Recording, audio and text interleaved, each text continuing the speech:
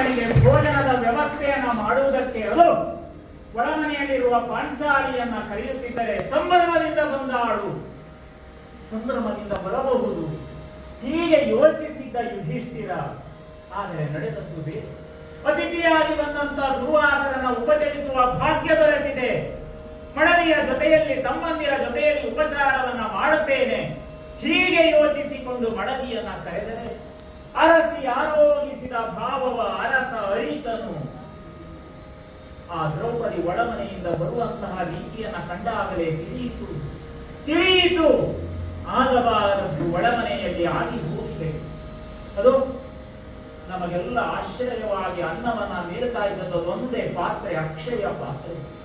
ನಾವೆಲ್ಲರೂ ಉಂಡ ನಂತರ ಸತಿ ಉಣ್ಣುವುದು ಇದುವರೆಗಿನ ಸಂಪ್ರದಾಯ.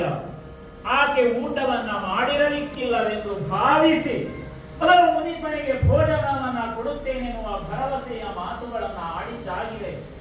ಆ ನಂಬಿಕೆಯಲ್ಲಿ ಮಡದಿಯನ್ನ ಕರೆದರೆ ಅರಸಿ ಬರುವ ಬಗೆಯಾದರೂ ಎಂತೂ ಆರೋಗಿಸಿದ ಭಾವ.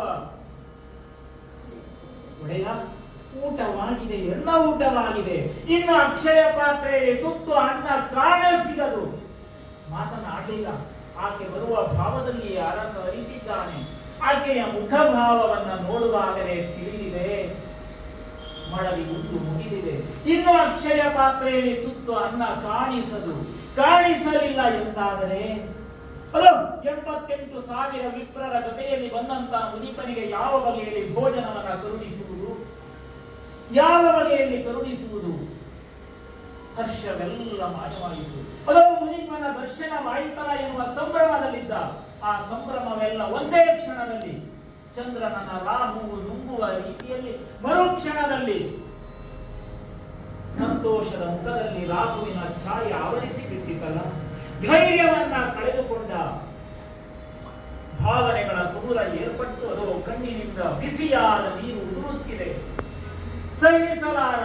ಏನು ಮಾಡಲಿ, ಯಾವ ಬಗೆಯಲ್ಲಿ ಮುನಿಪನನ್ನ ಉಪಚರಿಸಲಿ?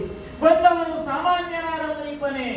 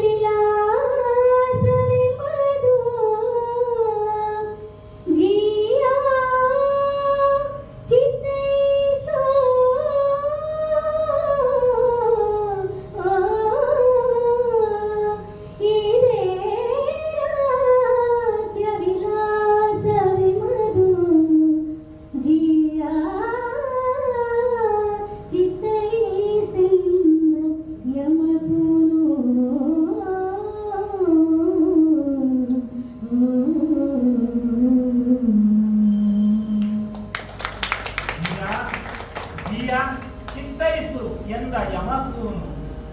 ಯಮನ ಪುತ್ರನಾದಂತಹ ಧರ್ಮನಂದನ ವಿನಯದಿಂದ ದುರ್ವಾಸ ಮುನಿಪರ ಇದಿನಿನಲ್ಲಿ ಆಡುವ ಮಾತು. ರಾಜ್ಯವೇ, ಯಾವ ರಾಜ್ಯವನ್ನ ಕೇಳಲಿ? ದೇಶ ಕಾನನ ನಿಮಗೆ ತಿಳಿಯದ ವಿಷಯವೇ? ಹಸ್ತಿನಾಪುರದಲ್ಲಿ ನಡೆದ ಘಟನೆಗಳೆಲ್ಲ ನಿಮಗೆ ವೇದ್ಯವೇ ಅಲ್ಲವೇ? ಈ ಧರ್ಮರಾಜನ ಬಳಿಯಲ್ಲಿ ಯಾವ ರಾಜ್ಯವಿದೆ, ಯಾವ ಕ್ಷೇಮವಿದೆ? ದೇಶ ಕಾನನ ಈ ಅಠವಿಯೇ ನಮಗೆ ದೇಶ ಇಲ್ಲ, ಬೇಸರವಿಲ್ಲ. ಈ ವಲ್ಕಲವೇ ನಾರುಮಡಿಯೇ ನಮಗೆ ಬಟ್ಟೆಯಾಗಿದೆ. ಮೈ ಮೇಲಿನ ಬಟ್ಟೆಯಾಗಿ ನಾರುಮಡಿಯೇ ಇವತ್ತು ಶೋಭಿಸುತ್ತಿದೆ. ಭೂಸುರ ವ್ರಜ ಆತ್ಮ ಜನము. ಯಾರು ನನ್ನ ಬಂಧುಗಳು? ಅದೋ ಬಂಧುಗಳೆಲ್ಲ ಬಾಂಧವರೆಂದು ಕರೆಸಿಕೊಂಡವರು, ರಕ್ತ ಸಂಬಂಧಿಗಳೆಲ್ಲ ಹಸ್ತಿನೆಯಲ್ಲಿದ್ದಾರೆ. ನಾವು ಐವರು ಮಡದಿಯ ಜೊತೆಯಲ್ಲಿ ಇಲ್ಲಿಗೆ ಬಂದಿದ್ದೇವೆ. ನಮಗೆ ಇಲ್ಲಿ ಬಂಧುಗಳು ಯಾರು ಚಿಂತೆ ಇಲ್ಲ. ಅದೋ ಅರಣ್ಯದ ನಡುವಿನಲ್ಲಿ ತಪಸ್ಸನ್ನು ಆಚರಿಸತಕ್ಕಂಥ ಅದೆಷ್ಟೋ ಜನ ಬ್ರಾಹ್ಮಣರಿದ್ದಾರೆ, ಋಷಿಮುನಿಗಳಿದ್ದಾರೆ. ಮುನಿ ವ್ರಜವೇ ನನಗೆ ಆತ್ಮಜನ, ಅವರೇ ನನಗೆ ಬಂಧುಗಳು. ಬೇಸರವಿಲ್ಲ. ಅವರು ಹೇಳುವ ಪುರಾಣದ ಕಥೆಗಳನ್ನ ಕೇಳ್ತಾ ಸಂಭ್ರಮದಿಂದ ಕಾಲವನ್ನ ಕಳೆಯುತ್ತಿದ್ದೇನೆ ಮುನೀಪ. ತಿನ್ನುವುದಕ್ಕೆ ಆಹಾರಕ್ಕೋಸ್ಕರ ಬೇರೆ ಕಡೆ ಅಲೆಯಬೇಕಾದದಿಲ್ಲ. ಪ್ರಕೃತಿ ದತ್ತವಾಗಿ ದೊರೆತಿರತಕ್ಕಂತಹ ಕಂದಮೂಲಗಳನ್ನ, ಗೆಡ್ಡೆ ಗೆಣಸುಗಳನ್ನ ತಿಂದು ಜೀವನವನ್ನ ಕಳೆಯುತ್ತಾ ಇದ್ದೇವೆ. ಪಾತ್ರೆಗೋಸ್ಕರ ಬೇರೆ ಕಡೆಯಲ್ಲಿ ಹುಡುಕಬೇಕಾದದ್ದಿಲ್ಲ.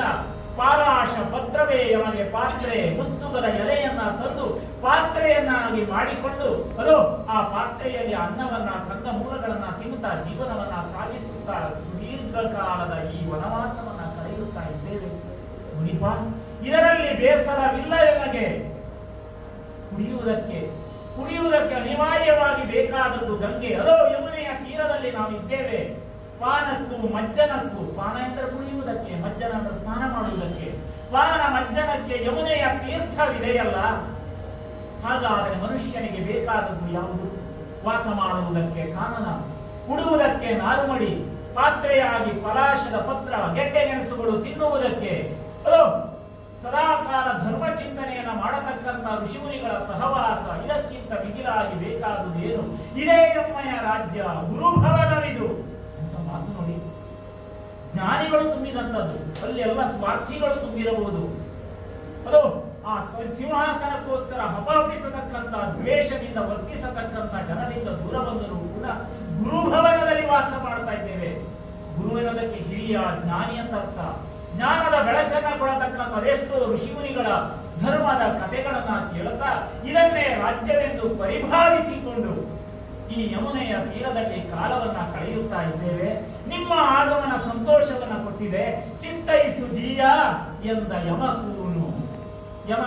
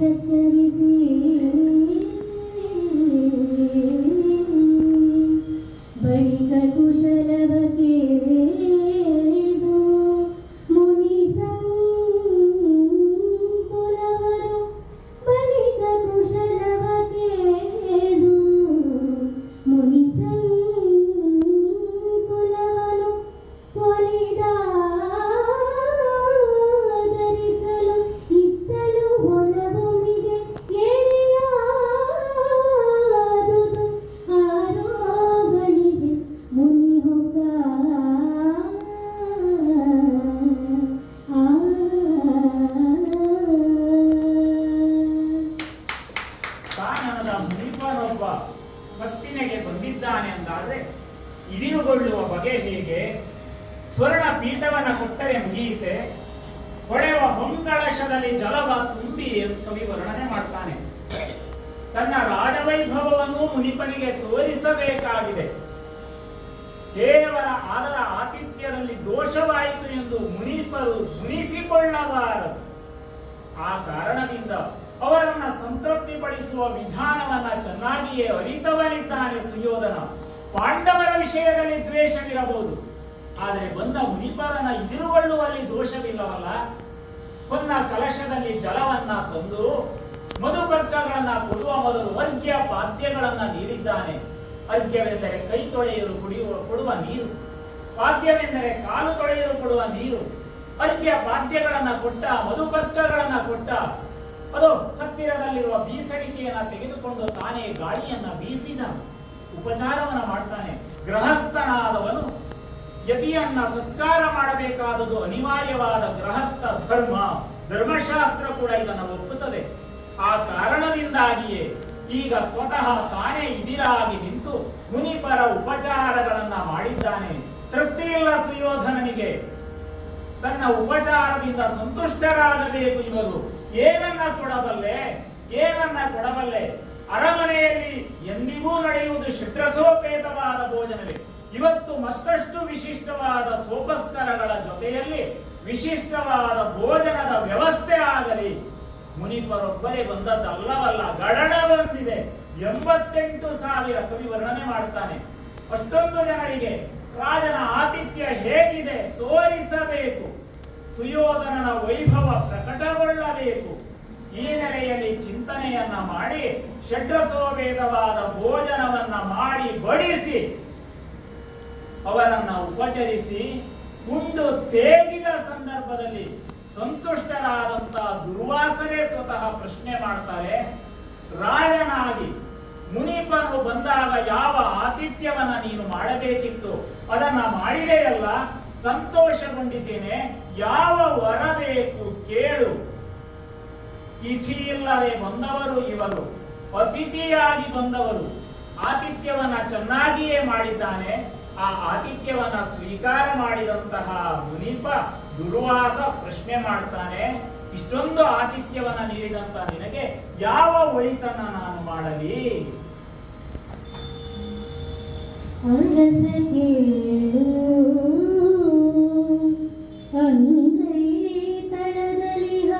ಪರುಷವನು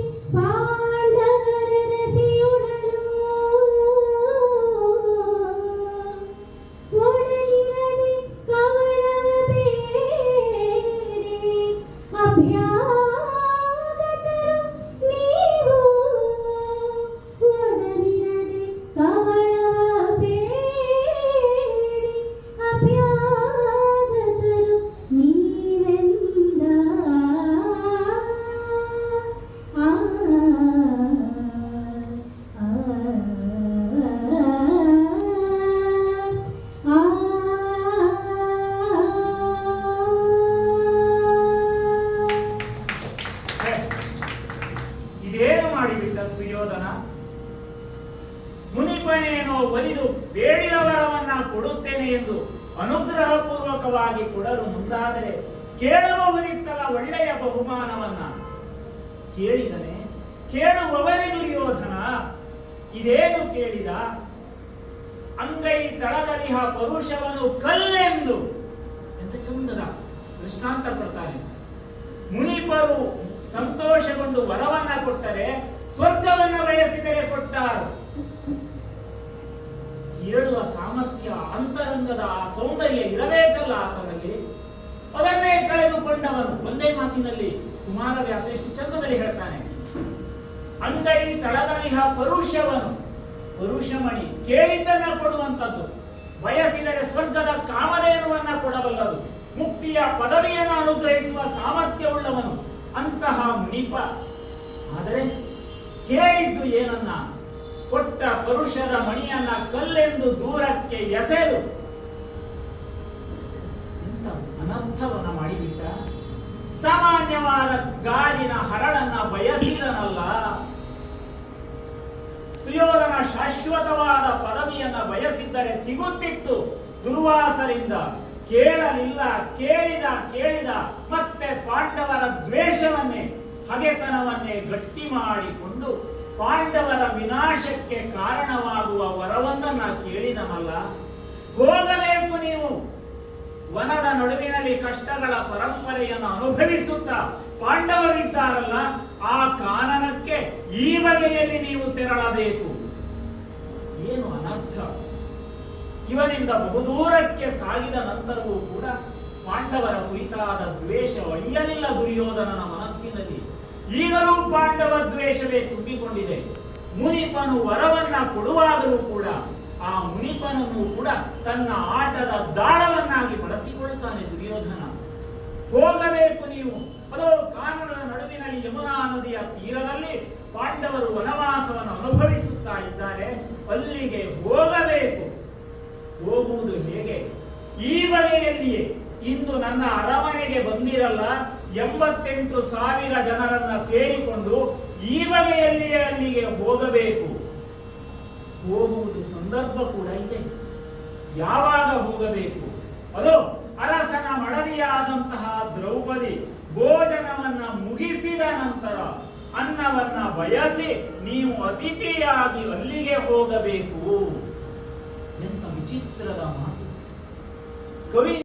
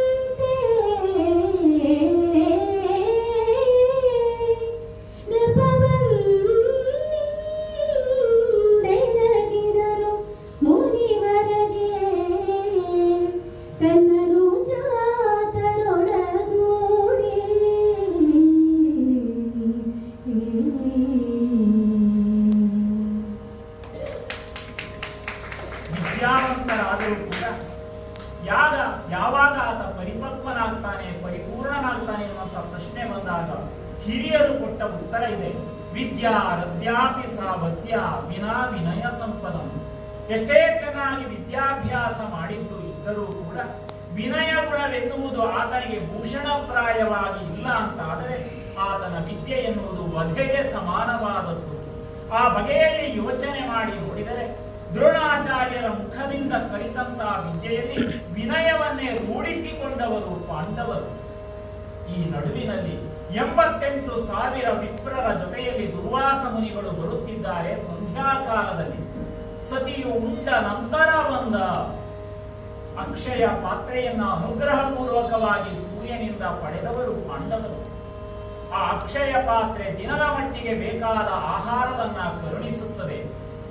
ತನ್ನ ಪತಿಯಂದಿರಿಗೆಲ್ಲ ಭೋಜನವನ್ನ ಮಾಡಿಸಿದ ನಂತರ ಸತಿ ಯಾವಾಗ ಅಲ್ಲಿ ಭೋಜನವನ್ನ ಮಾಡುತ್ತಾಳೆಯೋ ಅಲ್ಲಿಗೆ ಆ ಪಾತ್ರೆ ಅಕ್ಷಯವಾಗುವುದು ನಿಲ್ಲುವುದು. ಮರು ದಿವಸ ಮತ್ತೆ ಭೋಜನ ಸಿದ್ಧವಾಗುವುದು. ಈ ನಿಯಮವನ್ನ ಅರಿತೇ ದುರ್ಯೋಧನ ಸಂಧ್ಯಾಕಾಲದಲ್ಲಿ ಅತಿಥಿಯಾಗಿ ಹೋಗಬೇಕೆಂದು ದುರ್ವಾಸರಿಗೆ ಆಜ್ಞೆಯನ್ನ ಇತ್ತದ್ದು. ಆ ಮಾತಿನಂತೆ ಇಲ್ಲಿಗೆ ದುರ್ವಾಸರು ಬಂದರಲ್ಲ. ಬಂದರೆ ಅದು ಯುಧಿಷ್ಠಿರನು ತಮ್ಮಂದಿರ ಜೊತೆಯಲ್ಲಿ ಬಾಗಿದ. ಹೇಗೆ ಬಾಗಿದ? ಬಿಲ್ಲು ಬಾಗುವಂತೆ ವಿನಯದಿಂದ ಬಾಗುತ್ತಾನೆ. ಎಷ್ಟು ವಂದನೆಯನ್ನು ಸಲ್ಲಿಸಿದ್ದು ತೃಪ್ತಿ ಇಲ್ಲ. ಯಮುನಾ ನದಿಯ ತೀರ ಪ್ರದೇಶದಲ್ಲಿ ಅದೆಷ್ಟೋ ಋಷಿಮುನಿಗಳಿಗೆ ವಂದನೆಯನ್ನ ಸಲ್ಲಿಸಿ ವಿನಯದಿಂದ ವರ್ತಿಸುತ್ತಾ ಪುರಾಣಗಳ ಕಥೆಗಳನ್ನ ಕೇಳುತ್ತಾ ಕಾಲವನ್ನ ಕಳೆಯುತ್ತಿರತಕ್ಕಂತ ಧರ್ಮಾನಂದನ ದುರ್ವಾಸರು ಬಂದಾಗ ಸಂಭ್ರಮ ಪಟ್ಟ. ಸಂಭ್ರಮದಲ್ಲಿ ಏನನ್ನ ಕೊಡಬಹುದು? ಅಲ್ಲಿರುವ ಮಣ್ಣಿನ ಪಾತ್ರೆಯಲ್ಲಿ ಅರ್ಘ್ಯ ಪಾತ್ಯಗಳನ್ನ ತಂದುಕೊಟ್ಟು ತನ್ನಲ್ಲಿರತಕ್ಕಂತ ಗೆಡ್ಡೆ ಗೆಣಸುಗಳನ್ನ ಎದುರಿನಲ್ಲಿಟ್ಟು ಮಧುಪರ್ಕವನ್ನ ನೀಡುತ್ತಾ ಮುನಿಪರೇ, ಕ್ಷೇಮವೇ, ಕುಶಲವೇ, ನಿಮ್ಮ ಪ್ರಯಾಣ ಸುಖಕರವಾಗಿ ಆಯಿತೆ? ಈ ಬಗೆಯಲ್ಲಿ ಪ್ರಶ್ನೆಯನ್ನ ಮಾಡ್ತಾ ಇದ್ರೆ ಆತನ ವಿನಯವನ್ನ ಕಂಡು ದುರ್ವಾಸರು ಕೂಡ ಸಂತೃಪ್ತರಾಗಿದ್ದಾರೆ. ನೀನು ಕ್ಷೇಮವೇ? ಮರು ಪ್ರಶ್ನೆಯನ್ನ ಆ ದುರ್ವಾಸರು ಯುಧಿಷ್ಠಿರನಿಗೆ ಕೇಳಿದರೆ ಕ್ಷೇಮವೆಂದು ಹೇಳೋಣವೇ? ದೇಶ ಕಾಣನ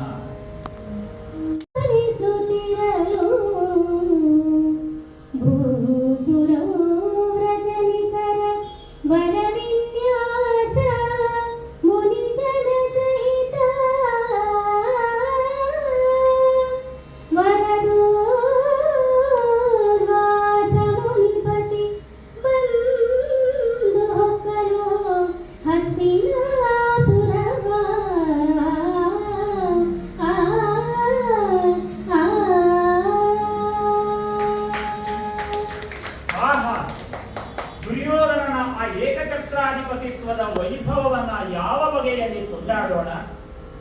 ಹಾಗಲ್ಲದಿದ್ದರೆ ಪಾಂಡವರಿಲ್ಲದೆ ಹೋದಂತ ಅವನಿಯನ್ನ ಆಳುತ್ತೇನೆನ್ನುವ ಸಂಕಲ್ಪವನ್ನ ಹೊತ್ತವನಾಗಿ ಪಾಂಡವರನ್ನ ತನ್ನ ತಂತ್ರಕ್ಕೆ ಅನುಗುಣವಾಗಿ ದೂರದ ವನದಲ್ಲಿ ನಿರೂಪಿಸಿ ಈ ಕಡೆಯಲ್ಲಿ ಆಳುತ್ತಾ ಆಳುತ್ತಾ ಸಂಭ್ರಮದಿಂದ ಕಾಲವನ್ನು ಕಳೆಯುತ್ತಿದ್ದಾನೆ. ಅದು ಅಜ್ಞಾತವಾಸದ ಸಂದರ್ಭದಲ್ಲಿ ಮತ್ತೆ ಅವರ ದೂತನ್ನ ಹಿಡಿದೆವಂತಾದ್ರೆ ದ್ಯೂತದ ನಿಯಮಕ್ಕೆ ಅನುಗುಣವಾಗಿ ಮತ್ತೆ 12 ವರ್ಷದ ವನವಾಸ, ಮತ್ತೆ 1 ವರ್ಷದ ಅಜ್ಞಾತವಾಸ. ಅಷ್ಟು ಹೊತ್ತಿಗಾದರೆ ಪಾಂಡವರನ್ನ ಹಸ್ತಿನೆಯ ಪುರದ ಜನರೆಲ್ಲ ಮರೆತು ಬಿಟ್ಟಿರುತ್ತಾರೆ. ಇನ್ನು ಯಾರು ಹಸ್ತಿನೆಗೆ ಅಂತ ಕೇಳಿದ್ರೆ ಸುಯೋಧನನಲ್ಲದೆ ಮತ್ತೆ ಯಾರು? ಈ ಬಗೆಯಲ್ಲಿ ಏಕಛತ್ರದ ಅಡಿಯಲ್ಲಿ ಶ್ವೇತಛತ್ರದ ಅಡಿಯಲ್ಲಿ ಹಸ್ತಿನೆಯನ್ನ ಆಡುತ್ತಾ ಇರುವಾಗಲೇ ಈಗೊಂದು ಘಟನೆ ಸಂಭವಿಸಿತಲ್ಲ. ಕಾನನದ ನಡುವಿನಲ್ಲಿ ತಪಸ್ಸನ್ನ ಆಚರಿಸುತ್ತಾ ಬ್ರಹ್ಮ ಪದವಿಯ ಆಕಾಂಕ್ಷಿಗಳಾಗಿರತಕ್ಕಂತಹ ಆ ದುರ್ವಾಸ ಮಹರ್ಷಿಗಳು, ಹೆಸರೇ ಸೂಚಿಸುತ್ತದೆ ದುರ್ವಾಸ, ಕೊಳಕು ಬಟ್ಟೆಯನ್ನ ಧರಿಸಿದವರು ಅಂತ ಅರ್ಥ. ವಾಸ ಅಂದ್ರೆ ಬಟ್ಟೆ ಅಂತ ಅರ್ಥ. ಕೊಳಕು ಬಟ್ಟೆಯನ್ನ ಧರಿಸಿದವರು ಅಲ್ಲ, ದೇಹದ ಬಟ್ಟೆ ಕೊಳೆಯಾದರೇನಂತೆ ಮನಸ್ಸು ಪರಿಶುದ್ಧವಾದದ್ದು. ಭಗವಂತನಲ್ಲಿ ಮನಸ್ಸನ್ನ ನೆಲೆಗೊಳಿಸಿಕೊಂಡು ಭಗವಂತನ ಧ್ಯಾನದಲ್ಲಿಯೇ ನಿರತರಾದಂತಹ ಆ ಮುನಿಗಳಿಗೆ ಬಟ್ಟೆ ಕೊಳೆಯಾದರೆ ಏನಂತೆ? ಆ ದುರ್ವಾಸರು ಹಸ್ತಿನೆಗೆ ಬಂದರಲ್ಲ, ಅಯ್ಯೋ ಪಾಂಡವರಿಲ್ಲದೆ ಹೋದಂತಹ ಹಸ್ತಿನೆಗೆ ಹೋಗಬೇಕಾದ ಅನಿವಾರ್ಯತೆ ಏನಿತ್ತು ಗೊತ್ತಿಲ್ಲ. ಮುಂದೆ ಯಾವುದೋ ಮಹತ್ ಕಾರ್ಯವು ನಡೆಯಬೇಕಾಗಿದೆ ಎಂಬುದಾಗಿಯೇ ದೈವ ಸಂಕಲ್ಪವೇ ಇರಬೇಕು. ಹಾಗಾಗಿ ಆ ಸಂಕಲ್ಪಕ್ಕೆ ಅನುಗುಣವಾಗಿ ದುರ್ವಾಸ ಮಹರ್ಷಿಗಳು ಹಸ್ತಿನೆಗೆ ಬಂದರು. ಒಬ್ಬರು ಬಂದದಲ್ಲ, ದ್ವಿಜ ಗಣನವನ್ನ ಸೇರಿಕೊಂಡು ಬಂದರು. 88,000 ಬ್ರಾಹ್ಮಣರ ಪರಿವಾರವನ್ನ, ಮುನಿ ಪರಿವಾರವನ್ನ ಸೇರಿಸಿಕೊಂಡು ಅದೋ ನೇರವಾಗಿ ಹಸ್ತಿನೆಯ ದ್ವಾರಕ್ಕೆ ಬರುತ್ತಾ ಇದ್ದರೆ ಸುಯೋಧನನಿಗೆ ಸುದ್ದಿ ಹೋಗಿದೆ, ವನದ ಮುನಿಪರು ಬಂದಿದ್ದಾರೆ. ಇದಿರುಗೊಳ್ಳುವುದಕ್ಕೆ ಯಾರು? ಅದೋ ತಾತನಾದ ಭೀಷ್ಮ ಬೇಕು, ಗುರುಗಳಾದ ದ್ರೋಣರು ಬೇಕು, ಕೃಪಾಚಾರ್ಯರು ಬೇಕು, ಗುರು ಗೌತಮರು ಬೇಕು. ಹೀಗೆ ಇವರನ್ನೆಲ್ಲ ಸೇರಿಕೊಂಡು ಜೊತೆಯಲ್ಲಿ ಮಾವನಾದಂತ ಶಕುನಿ, ಮಿತ್ರನಾದ ಕರ್ಣ, ಇವರನ್ನ ಸೇರಿಕೊಂಡು ವಾದ್ಯ ಘೋಷವನ್ನ ಮಾಡ್ತಾ ಮಾಡ್ತಾ ಸುಮಂಗಲಿಯರು ಪೂರ್ಣ ಕುಂಭವನ್ನ ಧರಿಸಿ ಅದು ದ್ವಾರದ ಕಡೆಗೆ ಬಂದು ಅವರನ್ನ ಇದಿರುಗೊಳ್ಳುತ್ತಾ ಇದ್ದಾರೆ, ವಂದನೆಗಳನ್ನ ಸಲ್ಲಿಸ್ತಾ ಇದ್ದಾರೆ. ನೇರವಾಗಿ ವಾದ್ಯಘೋಷದ ಮೂಲಕ ಅವರನ್ನ ಅರಮನೆಯ ಒಳಗೆ ಕರೆತರುತ್ತಾ ಇದ್ರೆ ಇದಿರಾಗಿ ಬಂದಲ್ಲ, ವೃದ್ಧನಾದಂತಹ ಧೃತರಾಷ್ಟ್ರ, ಆತನ ಮಡದಿಯಾದಂತಹ ಗಾಂಧಾರಿ, ಅವರು ಕೂಡ ವಂದನೆಯನ್ನ ಸಲ್ಲಿಸಿದಾಗ ಸ್ವರ್ಣ ಪೀಠವನ್ನೇ ಅನುಗ್ರಹಪೂರ್ವಕವಾಗಿ ಕೊಟ್ಟಿದ್ದಾನೆ ಸುಯೋಧನ. ಮರುಕ್ಷಣದಲ್ಲಿ ಸುಯೋಧನನಿಗೆ ಅನುಗ್ರಹವನ್ನು ಮಾಡಿ ಸ್ವರ್ಣ ಪೀಠದ ಮೇಲೆ ಕುಳಿತು ಆ ಅಲಂಕಾರದಿಂದ ಭೂಷಿತರಾಗಿ ಇದುವರೆಗೆ ವನದಲ್ಲಿ ಶೋಭಿಸ್ತಾ ಇರತಕ್ಕಂಥವರು ಈಗ ಸ್ವರ್ಣಪೀಠದ ಮೇಲೆ ಶೋಭಿಸ್ತಾ ಇದ್ದಾರೆ. ಆ ವೈಭವವೋ ಹೊಳೆವ ಹೊಂಗಲಶದಲ್ಲಿ ತುಂಬಿದ ಜಲದಲ್ಲಿ. ಅಂದರೆ ದ್ಯೂತದ ಹಂಬಲವಿದ್ದದ್ದು ಯುಧಿಷ್ಠಿರನಲ್ಲಿಯೇ. ದ್ಯೂತವನ್ನ ಆಡಿ ಎಲ್ಲವನ್ನೂ ಕಳೆದುಕೊಂಡ ನಂತರ ಮತ್ತೆ ವನವಾಸವೇ ಗತಿಯಾಗಿ ಪಾಂಡವರು 12 ವರ್ಷಗಳ ವನವಾಸ, 1 ವರ್ಷದ ಅಜ್ಞಾತವಾಸವನ್ನ ಅನುಭವಿಸಬೇಕು. ದ್ಯೂತದ ನಿಯಮವೇ ಹೀಗಿರುವಾಗ ಆ ನಿಯಮಕ್ಕೆ ಅನುಗುಣವಾಗಿ ಪಾಂಡವರು ವನವನ್ನ ಸೇರಿದ್ದು ಆಗಿದೆ. ಸುದೀರ್ಘವಾದಂತಹ 12 ವರ್ಷಗಳ ವನವಾಸದಲ್ಲಿ 8 ವರ್ಷಗಳು ಈಗಾಗಲೇ ಸಂದು ಹೋಗಿವೆ.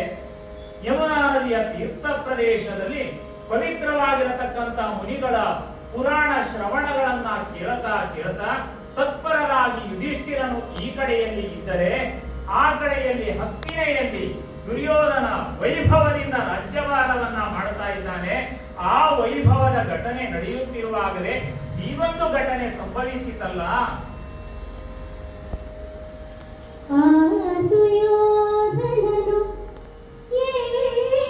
ಏಕಛತ್ರ ವಿಲಾಸದ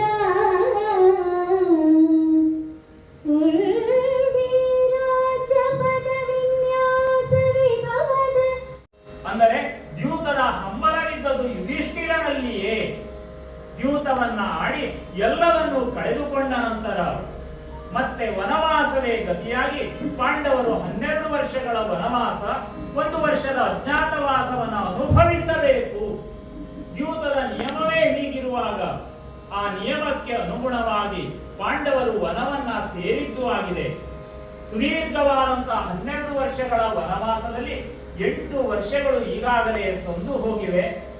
ಯಮುನಾ ನದಿಯ ತೀರ್ಥ ಪ್ರದೇಶದಲ್ಲಿ ಪವಿತ್ರವಾಗಿರತಕ್ಕಂತ ಮುನಿಗಳ ಪುರಾಣ ಶ್ರವಣಗಳನ್ನ ಕೇಳ್ತಾ ತತ್ಪರರಾಗಿ ಯುಧಿಷ್ಠಿರನು ಈ ಕಡೆಯಲ್ಲಿ ಇದ್ದರೆ, ಆ ಕಡೆಯಲ್ಲಿ ಹಸ್ತಿನೆಯಲ್ಲಿ ದುರ್ಯೋಧನ ವೈಭವದಿಂದ ರಾಜ್ಯಭಾರವನ್ನ ಮಾಡ್ತಾ ಇದ್ದಾನೆ. ಆ ವೈಭವದ ಘಟನೆ ನಡೆಯುತ್ತಿರುವಾಗಲೇ ಈ ಒಂದು ಘಟನೆ ಸಂಭವಿಸಿತಲ್ಲ.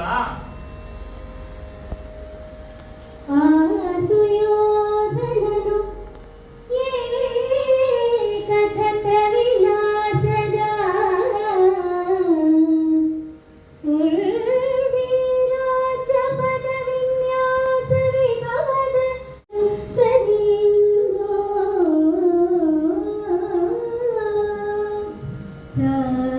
ಸಾರಿಯಾಯ್ ಕಸ್ತಮಯ ಸಮಯಕ್ಕೆ ಉದಾರ ಬನ್ನಿಯ ವಿವಿಧ ಪೀಡಾಕಾರಕ್ಕೆ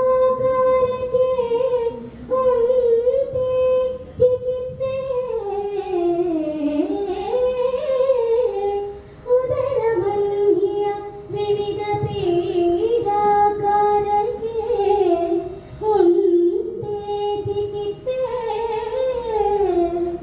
ಎಂದನು ಮುನಿನ ಪಾಲನೆ.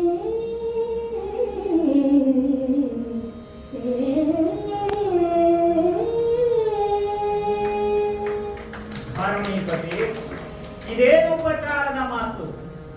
ನೀನು ಯಾರು ಎನ್ನುವುದನ್ನು ಚೆನ್ನಾಗಿ ಅರ್ಥ ಮಾಡಿಕೊಂಡ ಮುನಿಪನೇ ನಾನು. ನೀನು ರಾಜರ್ಷಿಯಾಗಿಲ್ಲವೇ? ರಾಜನಾಗಿಯೂ ಋಷಿಯಂತೆ ಬದುಕುವ ಸಾಮರ್ಥ್ಯ ಇರುವವರಲ್ಲಿ ನೀನೂ ಒಬ್ಬ. ದುರ್ವಾಸರಾಡುವಂತ ಮಾತು ಅತಿಥಿಯಾಗಿ ಬಂದಂತ ದುರ್ವಾಸರ ಬಾಯಿಂದ ಬರ್ತದೆ. ನೀನು ರಾಜರ್ಷಿ. ಹೊಗಳಿಕೆಯ ಮಾತನ್ನ ಹೇಳುವವನು ಜ್ಞಾನಿಯಾಗಿರಬೇಕು. ಯಾರೋ ಸಾಮಾನ್ಯರು ಹೊಗಳಿಕೆಯ ಮಾತನ್ನ ಆಡಿದರೆ ಉಬ್ಬಬೇಕಾಗಿಲ್ಲ. ಜ್ಞಾನಿಯೊಬ್ಬ ನುಡಿದರೆ ಆ ಮಾತಿಗೆ ಸಾರ್ಥಕತೆ ಇದೆ. ದುರ್ವಾಸರು ಹೇಳ್ತಾರೆ ಯುಧಿಷ್ಠನಿಗೆ, ನೀನು ರಾಜರ್ಷಿ. ರಾಜನಾಗಿದ್ದು ಋಷಿಯಂತೆ ಬದುಕುವ ಸಾಮರ್ಥ್ಯ ಇದ್ದರೆ ಈ ಕಾಲದಲ್ಲಿ ದ್ವಾಪರ ಯುಗದಲ್ಲಿ ನಿನಗೆ ಮಾತ್ರ. ನೀನು ರಾಜರ್ಷಿ. ಇರಲಿ, ಈ ಉಪಚಾರದ ಮಾತುಗಳಿಂದಲೇ ಹೊಟ್ಟೆ ತುಂಬಿಸುತ್ತೀಯೋ ಅಥವಾ ಬಂದವರಿಗೆ ಹಸಿದವರಿಗೆ ಏನಾದರೂ ಕೊಡ್ತೀಯೋ? ಅದು ದೂರದಿಂದ ಬಂದಿದ್ದೇನೆ. ಇಷ್ಟು ಚಂದನ ಮಾತು ಹೇಳ್ತಾನೆ ಅಂತ ಕೇಳಿದ್ರೆ, ಬೆಂಕಿಯಂತೆ ಉರಿಯುತ್ತಿದೆ ಜಠರಾಗ್ನಿ. ಅಲ್ಲ, ಜಠರಾಗ್ನಿ ಎನ್ನುವಲ್ಲೇ ಜಠರವೆನ್ನುವ ಅಗ್ನಿ. ತಿಂದದ್ದನ್ನೆಲ್ಲ ಪಚನ ಮಾಡತಕ್ಕಂತ ಶಕ್ತಿ ಅದಕ್ಕಿದೆ, ಜಠರಾಗ್ನಿ. ಆದ್ರೆ ಬೆಂಕಿಯಂತೆ ಉರಿಯುತ್ತಿರುವ ಜಠರಾಗ್ನಿ ಅಂತ ಹೇಳಿ ಕವಿ ಬಳಸ್ತಾನೆ ಇಲ್ಲಿ ವಿಶಿಷ್ಟವಾಗಿ. ಅಂದ್ರೆ ಹೊಟ್ಟೆಯ ಉರಿ ಎಷ್ಟಿದೆ ಅಂತ ಕೇಳಿದ್ರೆ, ಈಗ ಸಿಕ್ಕಿದರೆ ಗಬಗಬನೆ ತಿನ್ನಬೇಕು. ಕೆಟ್ಟ ಹಸಿವು ನನ್ನನ್ನ ಬಾಧಿಸುತ್ತಿದೆ. ಸೂರ್ಯಾಸ್ತವಾದ ನಂತರ ನುಂಗುವವರಲ್ಲ, ಅನ್ನವನ್ನ ಉಣ್ಣುವವರಲ್ಲ ಯತಿಗಳು. ಸೂರ್ಯ ಮುಳುಗುವ ಮೊದಲು ಅನ್ನವನ್ನ ಸ್ವೀಕರಿಸಬೇಕು. ಅದು ಪಶ್ಚಿಮದ ಕಡೆಗೆ ಕಣ್ಣನ್ನ ಹಾಯಿಸಿದರೆ ಸೂರ್ಯ ಮುಳುಗುವುದಕ್ಕೆ ಅಣಿಯಾಗುತ್ತಿದ್ದಾನೆ. ಕೆಲವೇ ಗಳಿಗೆಗಳು ಉಳಿದುಕೊಂಡಿವೆ. ಈ ಸಮಯದಲ್ಲಿ ಉದರದ ಬಾಧೆ ನನ್ನನ್ನ ಪೀಡಿಸುತ್ತಾ ಇದೆ. ಸೂರ್ಯಾಸ್ತವಾಗುವ ಮೊದಲು ಏನನ್ನಾದರೂ ಆಹಾರವನ್ನ ಕೊಡು ರಾಜರ್ಷಿ. ಈ ಜಠರಾಗ್ನಿಯನ್ನ ತಂಪಾಗಿಸು. ಈ ಬಗೆಯಲ್ಲಿ ನುಡಿಯುತ್ತಿದ್ದರೆ ಹರ್ಷದಿಂದ ತುಂದಿರನಾದ ಆ ರಾಜರ್ಷಿಯಾದಂತ ಯುಧಿಷ್ಠಿರ, ನಿಮ್ಮ ಆಗಮನ, ನೀವು ಬೇಡುವುದು ಸಂಭ್ರಮವಿದು.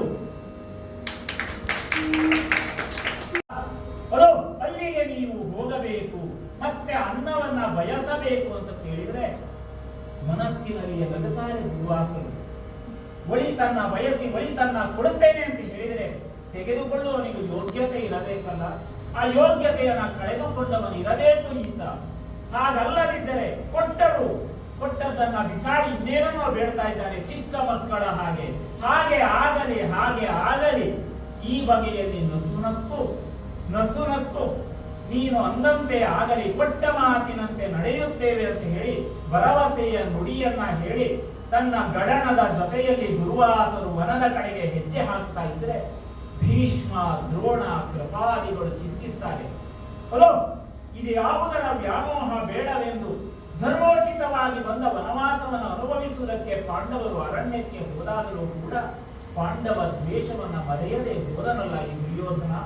ಪಾಂಡವರಿಗೆ ಯಾವ ಕಷ್ಟ ಕಾದಿದೆಯೋ ಈ ಬಗೆಯಲ್ಲಿ ಭೀಷ್ಮರು, ದ್ರೋಣರು, ಕೃಪರು ಕಣ್ಣೀರನ್ನು ಸುರಿಸುತ್ತಾ ತಮ್ಮ ತಮ್ಮ ಬಿಡದಿಗೆ ತೆರಳುತ್ತಾ ಇದ್ರೆ ಅಟ್ಟಹಾಸದ ನಗುವನ್ನು ನಗುತ್ತಾ ಕರ್ಣ ಶಕುನಿಗಳ ಜೊತೆಯಲ್ಲಿ ಅರಮನೆಯನ್ನ ಸೇರಿದ್ದಾನೆ ದುರ್ಯೋಧನ. ಹಾಗಾದರೆ ಮುಂದೆ ಆಗಬೇಕಾದದ್ದು ಯಾವುದು? ಮುನಿಪನು ಕೊಟ್ಟ ಮಾತಿನಂತೆ ಮರುದಿವಸ ಸಾಯಂಕಾಲದ ಹೊತ್ತಿನಲ್ಲಿ ದ್ರೌಪದಿಯು ಊಟವನ್ನ ಮುಗಿಸಿದ ನಂತರ ಯಮುನಾ ನದಿಯ ತೀರಕ್ಕೆ ಅತಿಥಿಯಾಗಿ ಹೋಗಬೇಕು. ಈ ಸಂಕಲ್ಪವನ್ನ ಮಾಡಿದ ದುರ್ವಾಸರು ಯಮುನಾ ನದಿಯ ಕಡೆಗೆ ಹೆಜ್ಜೆ ಹಾಕ್ತಾರೆ.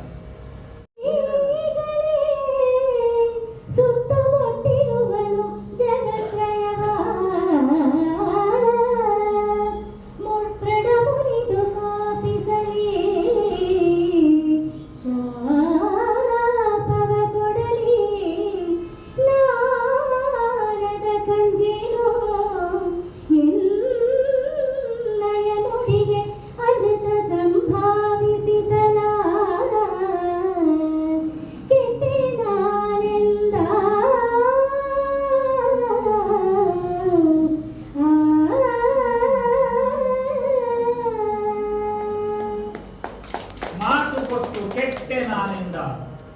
ಮಾತು ಕೊಟ್ಟು ಕೆಟ್ಟು ಬಿಟ್ಟೆ.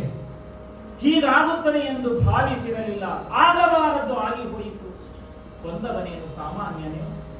ಅದು ಹಿಂದೊಂದು ಕಾಲದಲ್ಲಿ ದೇವೇಂದ್ರನ ಬಗ್ಗೆ ಕೋಪವನ್ನಗೊಂಡು ಆ ದೇವಲೋಕದ ಸಂಪತ್ತೆಲ್ಲ ಶರಧಿಯಲ್ಲಿ ಸೇರುವುದಕ್ಕೆ ಕಾರಣನಾದವನಲ್ಲವೇ ಈ ದುರ್ವಾಸ?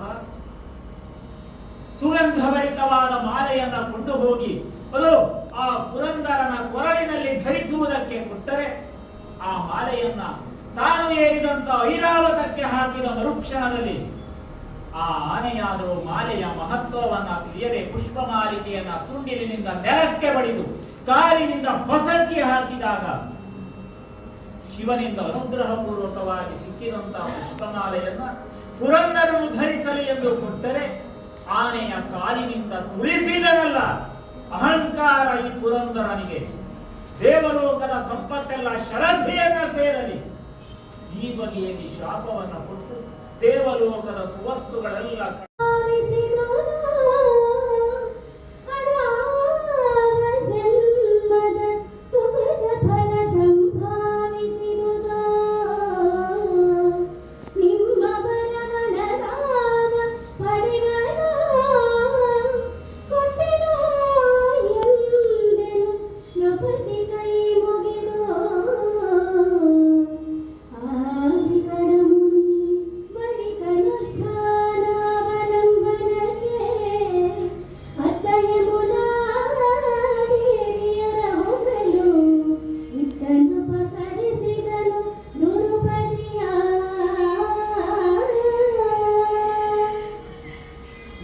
ದರ್ಶನವೆನ್ನುವುದು ಸುಲಭ ಸಾಧ್ಯವೇ ಅಂತ ಕೇಳಿದ್ರೆ ಸುಲಭ ಸಾಧ್ಯವಾಗದಲ್ಲ.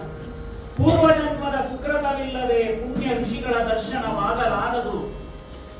ವೇದಗಳ ಸಾಕ್ಷಾತ್ಕಾರಕ್ಕೋಸ್ಕರ ಮುಕ್ತಿಯ ಪದವಿಯನ್ನ ಕಾಣುವುದಕ್ಕೋಸ್ಕರ ಅನವರತ ಕಾಡಿನ ನಡುವಿನಲ್ಲಿ ತಪಸ್ಸನ್ನ ಆಚರಿಸತಕ್ಕಂತ ಋಷಿಗಳು ನೇರವಾಗಿ ಒಬ್ಬನ ಆಶ್ರಮದ ಪ್ರದೇಶಕ್ಕೆ ಬಂದು ಅನ್ನವನ್ನ ಬೇಡ್ತಾರೆ ಅಂತ ಆದ್ರೆ ಅದು ಪೂರ್ವಜನ್ಮದ ಸುಕೃತವೇ ಇರಬೇಕು. ಹಾಗಲ್ಲದಿದ್ದರೆ ನಿಮ್ಮ ಬರವು ಈ ಬಗೆಯಲ್ಲಿ ಆಗುತ್ತಿತ್ತೆ. ಈ ರಾಜರ್ಷಿಯನ್ನು ನೀನು ಸಂಬೋಧಿಸಿದ್ದಿರಬಹುದು, ಅಥವಾ ಈತನ ಅರಮನೆಯನ್ನ ಬಿಟ್ಟು ವನದಲ್ಲಿ ಇರುವ ಕಾಲದಲ್ಲಿ ಬೇಡುವುದಕ್ಕಾಗಿ ನೀವು ಬಂದದ್ದು ಇರಬಹುದು. ಇದೆಲ್ಲವೂ ಪೂರ್ವಜನ್ಮದ ಸುಕೃತವಲ್ಲದೆ ಮತ್ತೇನು? ಮುನಿಪರೇ, ನೀವು ಬೇಡುವುದು ನಾನು ಕೊಡುವುದು ಇದೇನಿದು? ಚಂದದ ಮಾತಾಡ್ತಾನೆ. ನೀವು ಬೇಡುವುದೆಂದರೇನು, ನಾನು ಕೊಡುವುದೆಂದರೇನು? ನೀವು ಕೇಳಿದ್ದನ್ನ ಕೊಡುತ್ತೇನೆ ಕೊಡುತ್ತೇನೆ ಕೊಡುತ್ತೇನೆ ಎಂದು ನುಡಿಯುವಾಗಲೇ ಮುನಿಪ ನುಡಿತಾನೆ. ಕೊಡುವುದು ಈಗಲ್ಲ, ಅನುಷ್ಠಾನ ಮುಗಿದಿಲ್ಲ. ಋಷಿಗಳಿಗೆ ಅನುಷ್ಠಾನದ ನಂತರವೇ ಭೋಜನ ಏರ್ಪಡಬೇಕು. ಹಾಗಾಗಿ ಯಮುನೆಯ ನದಿಯನ್ನ ಸೇರಿ ಪುಣ್ಯ ಜಲದಲ್ಲಿ ಸ್ನಾನಾದಿಗಳನ್ನ ಮುಗಿಸಿ ನನ್ನ ಗಡಣದ ಜೊತೆಯಲ್ಲಿ ನಾನು ಹಿಂತಿರುಗಿ ಬರುತ್ತೇನೆ. ಬರುವಾಗ ಭೋಜನವನ್ನ ಸಿದ್ಧಪಡಿಸು. ಈ ಬಗೆಯಲ್ಲಿ ನುಡಿದಂತಹ ದುರ್ವಾಸರು ಯಮುನಾ ನದಿಯ ಕಡೆಗೆ ಹೆಜ್ಜೆಯನ್ನು ಹಾಕ್ತಾ ಇದ್ರೆ ಋಷಿ ಗಡಣಕ್ಕೆ ಭೋಜನದ ವ್ಯವಸ್ಥೆ ಆಗಬೇಕಲ್ಲ. ಅದಕ್ಕಾಗಿ ಒಳಮನೆಯಲ್ಲಿರತಕ್ಕಂತಹ ದ್ರೌಪದಿ